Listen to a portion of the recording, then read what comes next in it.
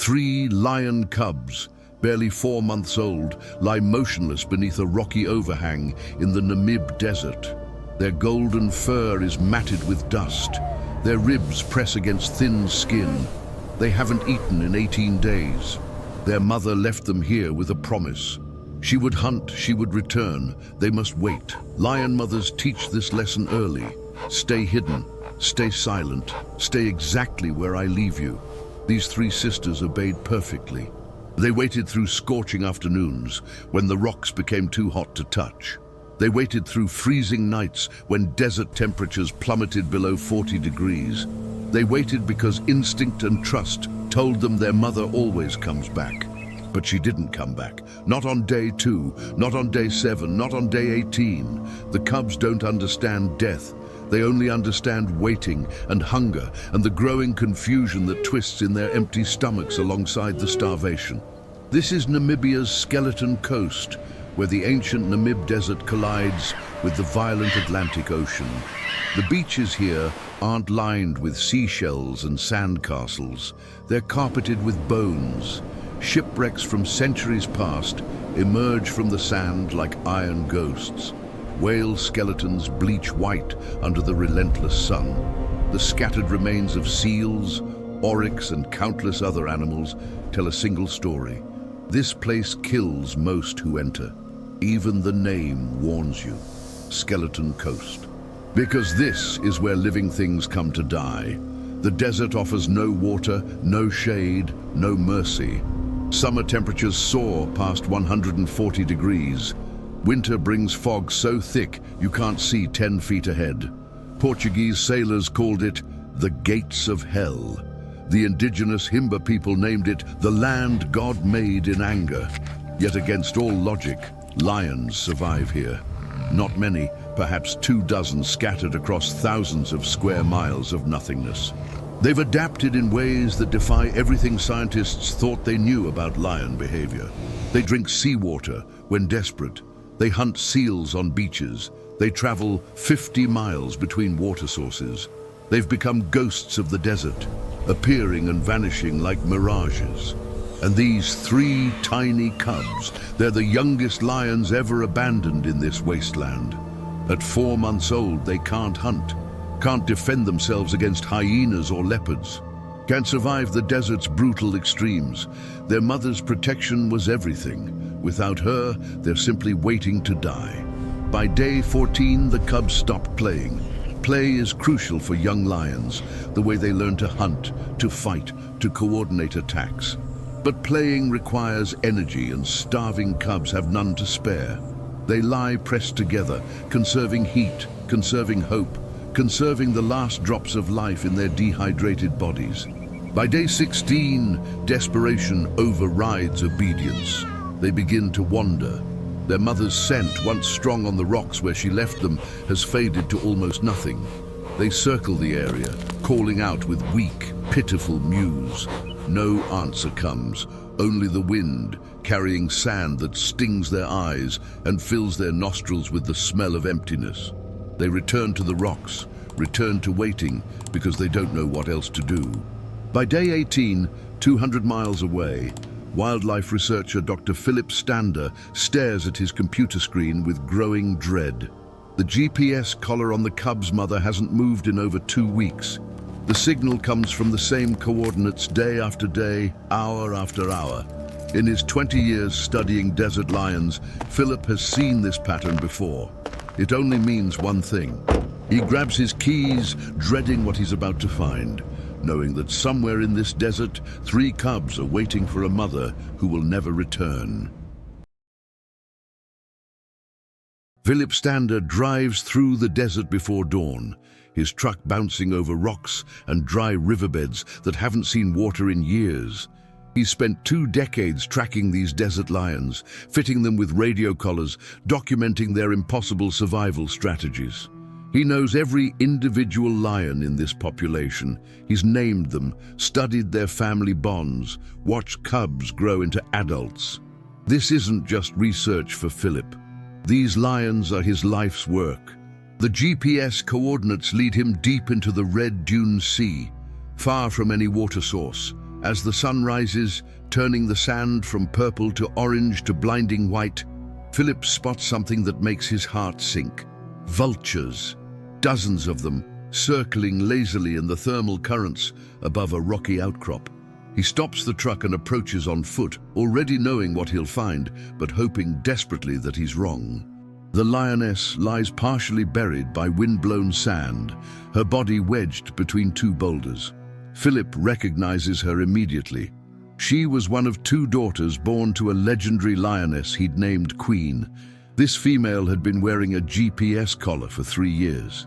He'd watched her grow from a clumsy cub into a skilled hunter, watched her give birth to 3 daughters just 4 months ago, and now she's gone. Philip circles the body carefully, reading the story written in claw marks and dried blood. Deep gashes along her flanks, puncture wounds on her shoulders, the unmistakable signature of a leopard attack. Male leopards are one of the few predators bold enough to attack a lioness, and this fight had been brutal, but the lioness won. Philip finds the leopard's body 20 yards away, throat crushed, clearly dead for over 2 weeks. She won the battle, but lost the war. In the desert heat, even small wounds become infected quickly. The GPS data tells Philip she survived for 3 days after the fight, moving slowly, painfully, trying to return to her cubs. She made it almost halfway before her body gave out. The data shows her taking her last steps, lying down in the shade of these rocks and never moving again. Philip feels the weight of it. She died knowing her cubs were waiting, trusting her, starving. For 3 days, she fought to reach them, driven by maternal instinct even as infection and exhaustion shut down her body. She got within 8 miles before death claimed her. 8 miles that might as well have been 800. He immediately begins searching for the cubs. Radio telemetry helps, but the signal is weak, scattered by the rocky terrain. It takes him 6 hours of searching before he finally spots them. 3 skeletal figures huddled beneath an overhang, their eyes dull and unfocused. When they see Philip's truck, they don't run. They're too weak to run, too confused to know if he's a threat or a miracle. Philip has seen plenty of orphaned cubs over the years. He knows the statistics by heart. 80% of lion cubs die before their first birthday, even with a mother's full protection. Cubs learn everything from their mothers: where to find water, how to avoid dangerous prey, how to hunt, how to survive. Without that knowledge, cubs are simply walking corpses, counting down their last days. These 3 sisters are 4 months old, far too young to hunt, too small to defend a kill from hyenas or jackals, too inexperienced to know where water sources hide beneath the sand. But there's one possibility, one thread of hope in this tragedy. These cubs have an aunt, their mother's sister, still alive, hunting in territory 30 miles south. If the cubs can find her, if she accepts them, if she's willing to share food and protection, they might survive. It's a long shot. Female lions rarely adopt orphaned cubs, even family, but it's the only shot these 3 sisters have. These 3 orphaned cubs aren't just random desert lions. They carry extraordinary DNA in their veins. Their grandmother was a lioness Philip named Queen, and her story became legend among wildlife researchers. 40 years ago, scientists believed desert lions had gone extinct in this region. The harsh environment, human conflict, and disappearing prey had seemingly erased them from existence. Then Queen appeared, as if materialized from the desert itself. Queen did something remarkable. She learned to hunt giraffe, the most dangerous prey in Namibia. A single kick from an adult giraffe can shatter a lion's skull, yet Queen mastered the technique of bringing down these giants. She raised multiple litters of cubs in conditions that should have killed them all. She taught her daughters to read the desert, to find hidden water sources, to survive on the edge of impossible. Before Queen died of old age, she passed this knowledge to 2 daughters. One of those daughters now lies dead beside a leopard carcass. The other daughter, the cub's aunt, still lives. She hunts the same territories Queen once dominated. She knows every water hole, every game trail, every secret the desert holds. More importantly, she's family. Lion prides are matriarchal.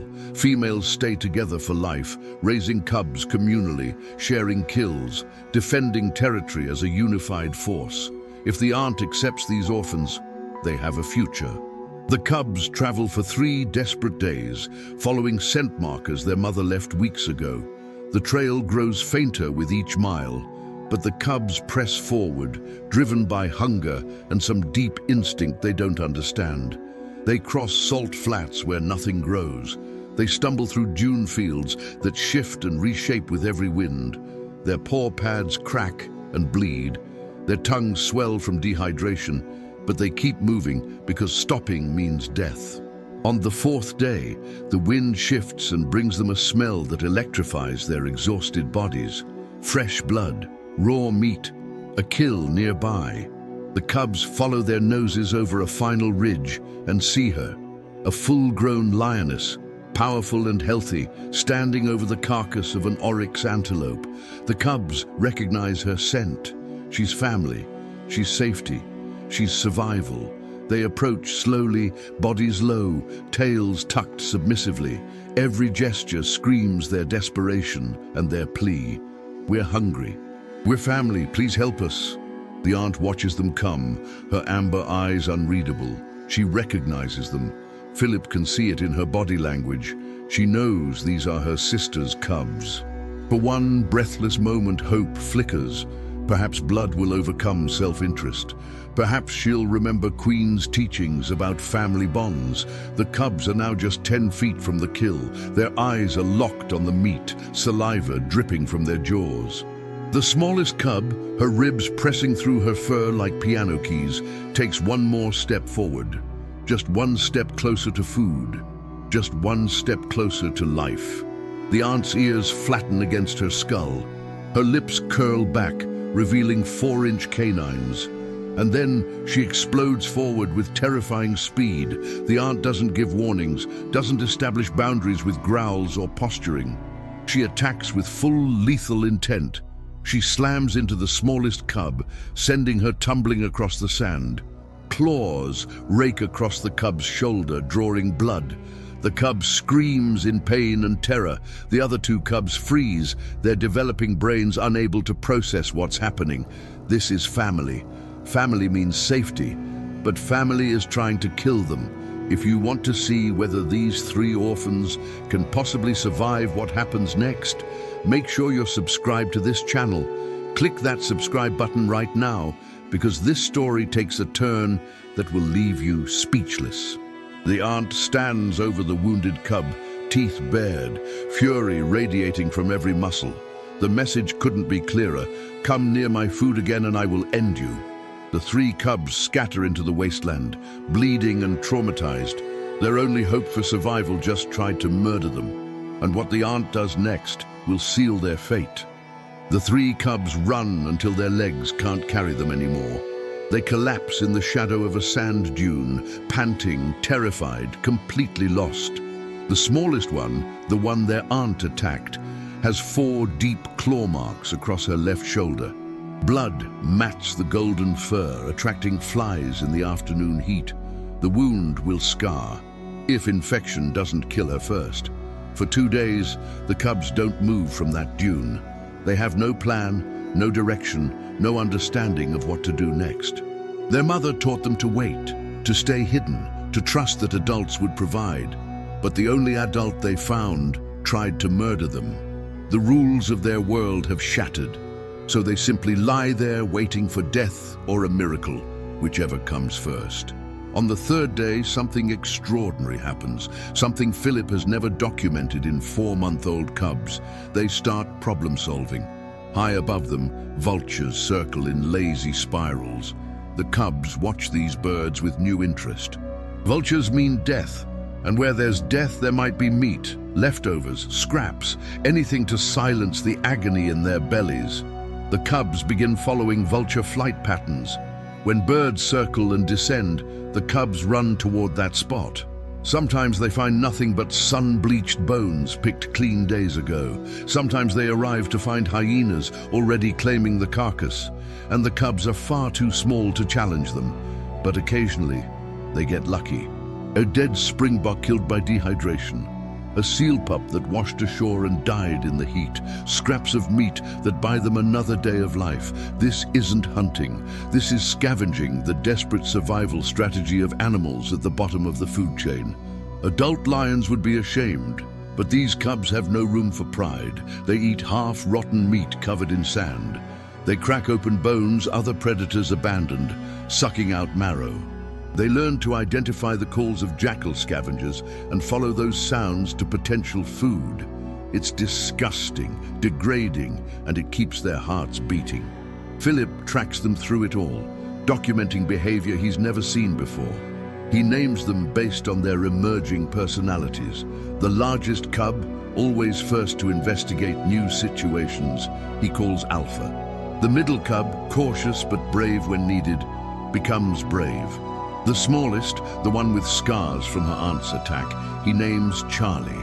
He fits each of them with lightweight radio collars, knowing he's probably just tracking their slow deaths, but hoping against hope for something different. For 3 weeks, this miserable existence continues. The cubs grow thinner despite their scavenging. They're not getting enough nutrition. Young lions need massive amounts of protein to develop properly, to build the muscle and bone that will make them apex predators. Instead, these three are stunted, weak, their growth visibly impaired. Worse, tension builds between them. There's never enough food. Alpha begins bullying her sisters away from kills. Brave accepts it. Charlie doesn't. Then their aunt finds them again. She's been tracking them, though Philip can't determine why.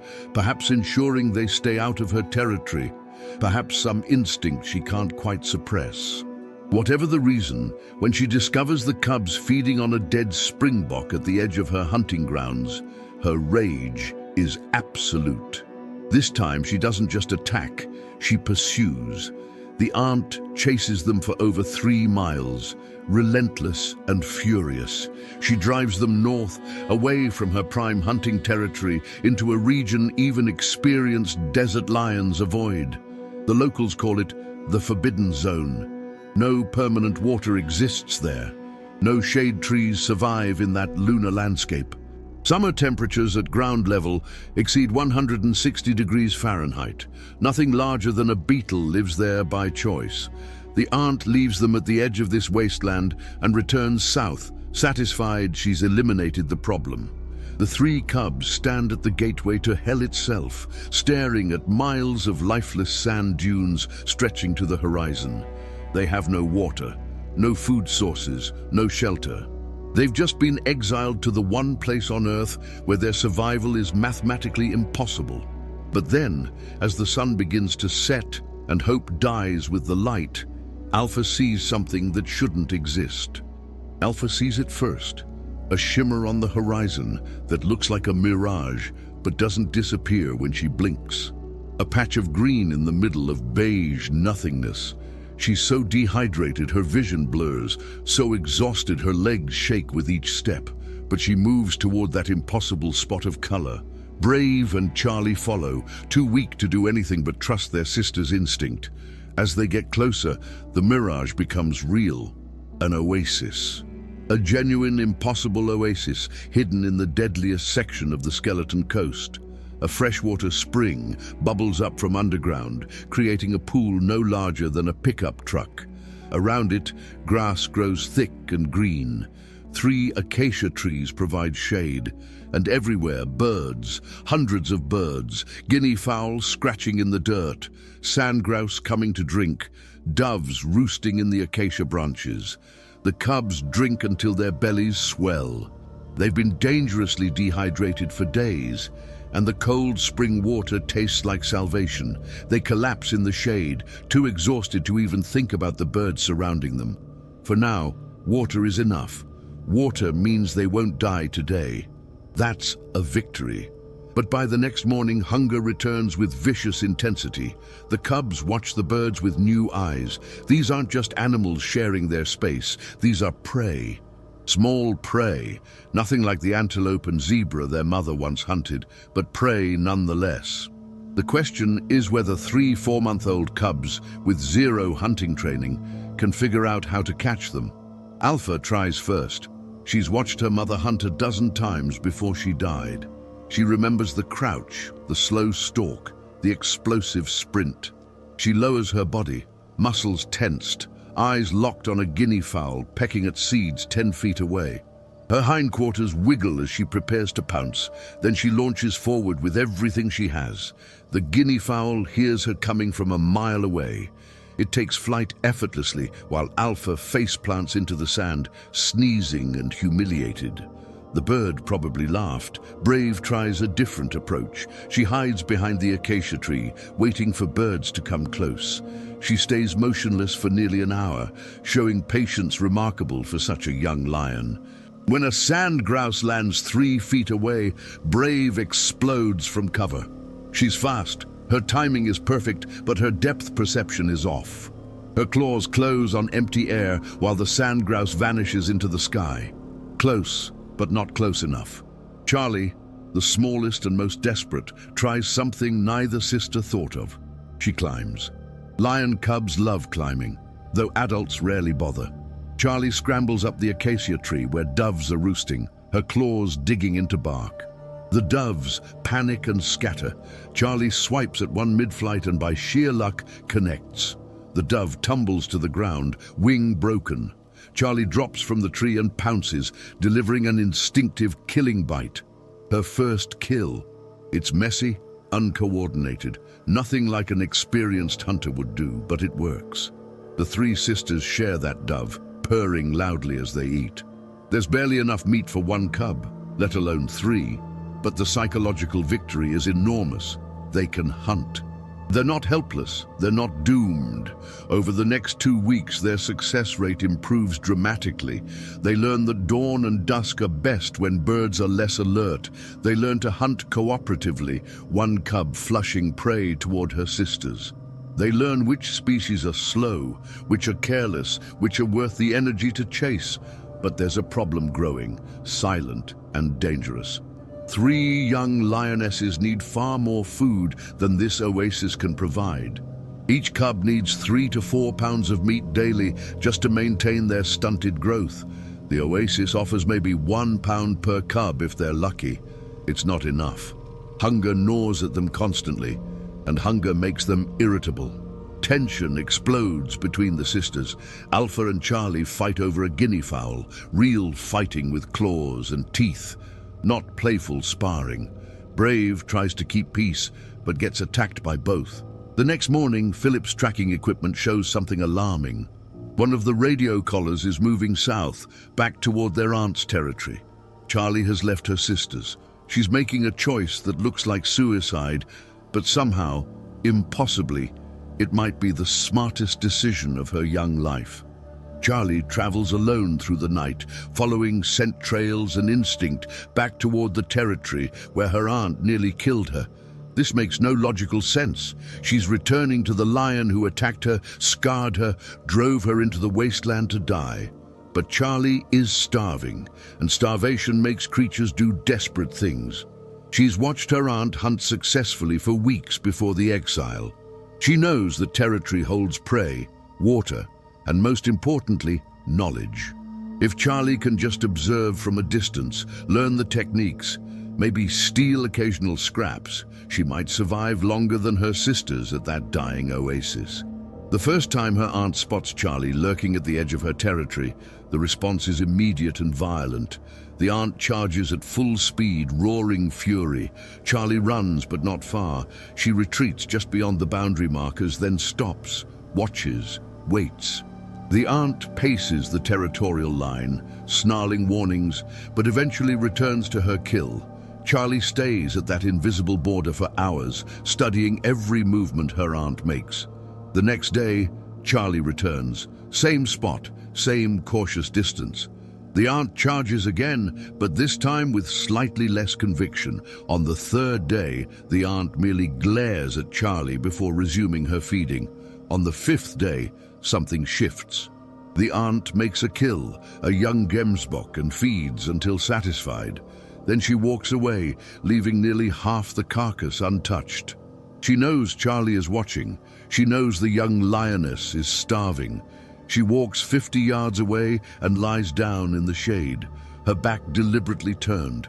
Charlie approaches the abandoned kill with extreme caution, expecting a trap. But the aunt doesn't move, doesn't look back. Charlie feeds quickly, tearing off chunks of meat, her eyes never leaving her aunt's form. This isn't adoption, this isn't love, but it's tolerance. And for Charlie, tolerance is enough.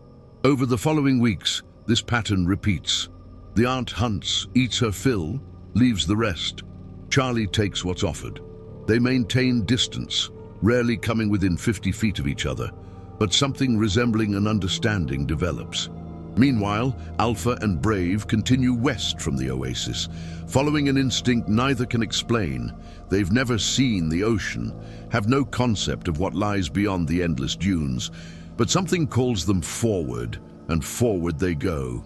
The journey takes 4 brutal days across the most barren landscape in the Skeleton Coast.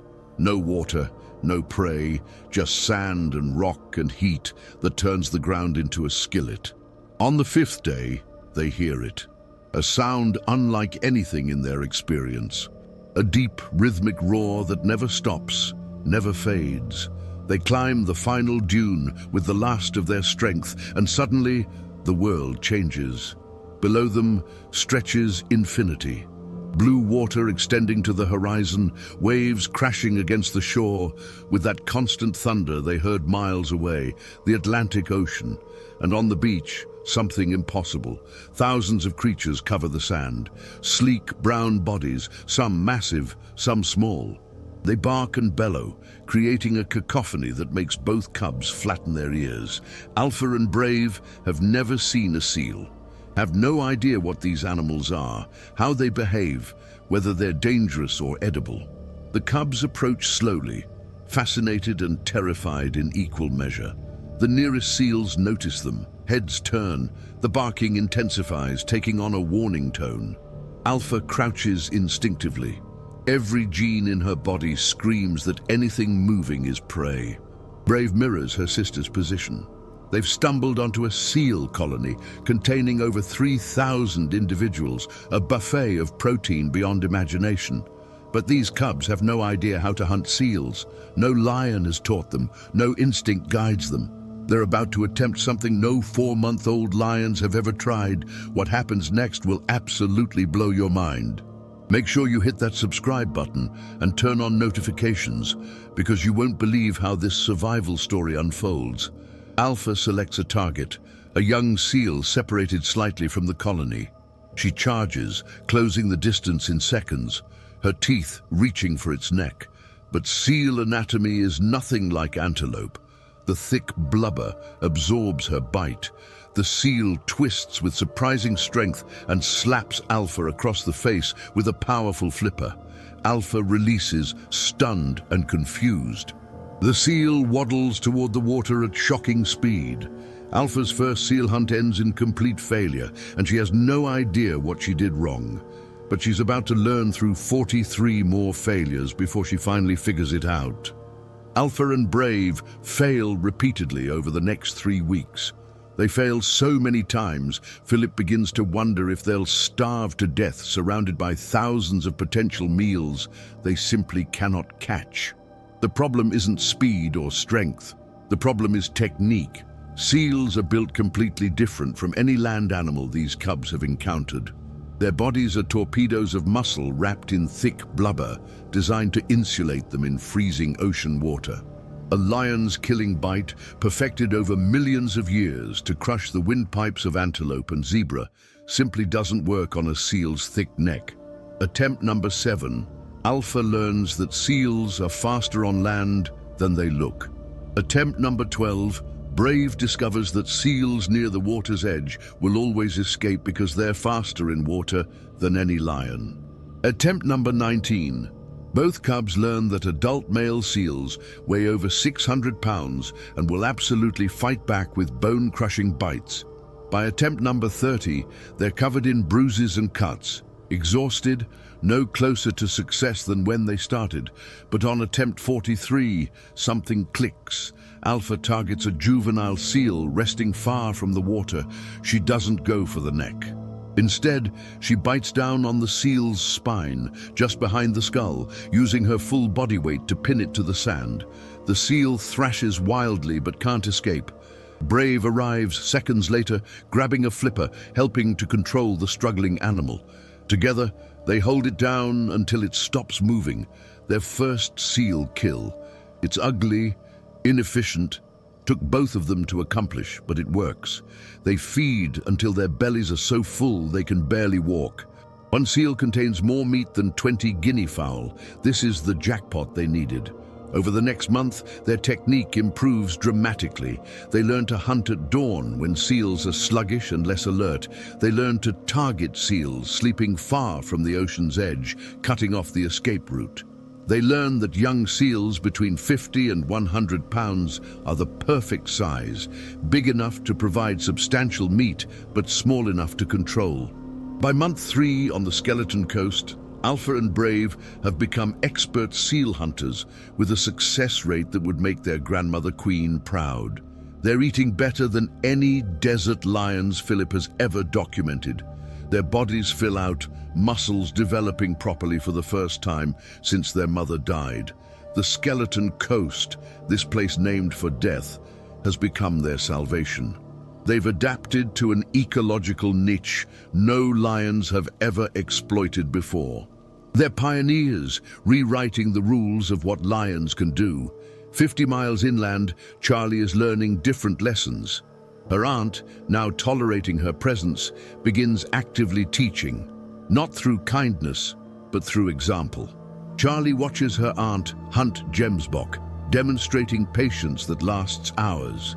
She observes the careful stalking, the explosive sprint, the precise takedown. Most importantly, she learns the aunt's specialty, the skill passed down from Queen herself: giraffe hunting. Giraffes are the most dangerous prey in the desert. One kick can shatter ribs, rupture organs, kill a lion instantly. But a single adult giraffe provides enough meat to feed a lion for a week. The risk-reward calculation makes sense if you have the skill.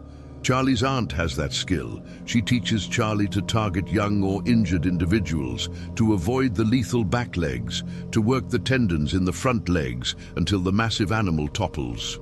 It's brutal education, and Charlie nearly dies twice learning these lessons, but she survives. Then the dry season arrives. The worst drought in a decade turns the desert into a true hellscape. Water holes evaporate completely. Prey animals migrate away or die. Even skilled hunters struggle to find food. Charlie's aunt is old now, probably 11 or 12 years old, ancient for a desert lion. The drought pushes her body past its limits. One morning, Charlie finds her lying in the shade, breathing shallow and labored. 2 days later, the aunt dies, not from violence or injury, just from age, and the unforgiving desert finally claiming their due. Charlie has now lost her mother and the aunt who became her reluctant teacher. She's alone again, but this time she's not helpless. The aunt gave her something invaluable: knowledge. And knowledge in the desert is the difference between life and death. 18 months after their mother's death, the impossible has happened. All 3 sisters are alive, not just surviving, but thriving in ways that defy every scientific prediction Philip ever made. Alpha and Brave dominate the Skeleton Coast, their bellies full of seal meat, their bodies strong and healthy. Charlie commands her late aunt's territory, hunting gemsbok and even occasional giraffe with the skill of a lion twice her age. They've beaten odds that should have killed them a dozen times over. Then, on a cool evening as fog rolls in from the Atlantic, a massive male lion appears on the Skeleton Coast. Philip spots him first. A magnificent specimen in his prime, his black mane thick despite the desert heat. Male lions rarely venture into this region. There's not enough prey to support their larger bodies, not enough water for their greater needs. But this male is searching for something specific. He's searching for females. He finds Alpha first. She's wary initially, circling him, assessing threat versus opportunity. But he shows no aggression, only interest. Over 3 days, they mate repeatedly, the male staying close, protecting Alpha from potential rivals that don't exist in this empty landscape. Then, his biological imperative fulfilled, the male does something unexpected. He travels inland, following scent trails and territorial markers until he finds Charlie in her aunt's old territory 50 miles away. The same male, connecting both territories, bridging the gap between the separated sisters. He mates with Charlie for 2 days before continuing his wandering journey, disappearing into the desert as mysteriously as he arrived. Philip documents all of it, barely believing what he's witnessing. These orphaned cubs who shouldn't have survived infancy are now reproducing, passing their genes and their hard-won knowledge to the next generation. 4 months later, on the same beaches where Alpha learned to hunt seals through 43 failures, she gives birth. 3 cubs, all female, all healthy. Philip watches from a respectful distance as Alpha cleans her newborns, his eyes wet with tears he's not ashamed to admit. The statistics said these cubs had 0 chance of survival when their mother died. 0. Yet here stands Alpha, now a mother herself, repeating the eternal cycle. Brave remains nearby, hunting seals to feed her sister and the new cubs. The bond between the 2 sisters never fractured, never weakened. They've become a new pride, the first seal-hunting lion pride in recorded history.